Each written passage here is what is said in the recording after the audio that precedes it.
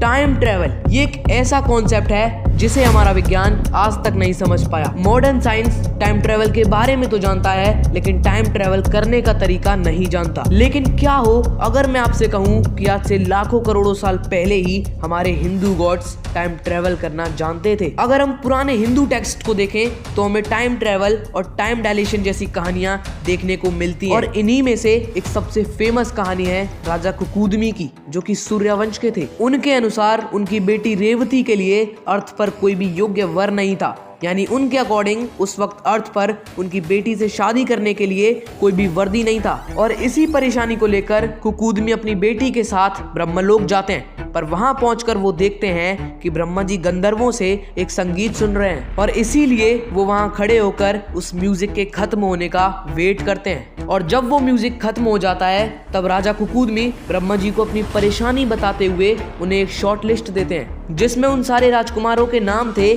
जो उनकी बेटी से शादी करने के लिए सूटेबल थे। पर ब्रह्मा जी मुस्कुराते हुए कहते हैं कि जिस टाइम पर वो म्यूजिक के खत्म होने का वेट कर रहे थे, इतने टाइम में तो अर्थ पर 108 युग बीत चुके हैं, जो कि इंसानों के लिए 11,66,40,000 सालों के बराबर है। ब्रह्मा जी कहते हैं कि अब तक उनके सारे रिलेटिव्स, पत्नी, सेना और लिस्ट में लिखे हुए सभी राजकुमार सदियों पहले ही मर चुके होंगे। ब्रह्मा जी बताते हैं कि इस वक्त पृथ्वी पर कृष्ण के भाई बलराम ही है जो तुम्हारी बेटी से शादी करने के लिए योग्य है। पर ये सब सुनकर राजा कुकुदमी पूरी तरह से शॉक हो जाते हैं। और जब राजा कुकुदमी अर्थ पर पहुंचते हैं तो देखते हैं कि सब कुछ बदल चुका है। 108 युगों में एनवायरनमेंट में ही नहीं बल्कि ह्यूमन में भी कई चेंजेस आ गए थे। अब इंसान की हाइट पहले से छोटी थी और शरीर में कम ताकत थी और पहले के मुकाबले बुद्धि भी कम थी। और इस कहानी के एंड में राजा कुकुदमी ने रेवती की शादी बलराम जी से ही करा दी।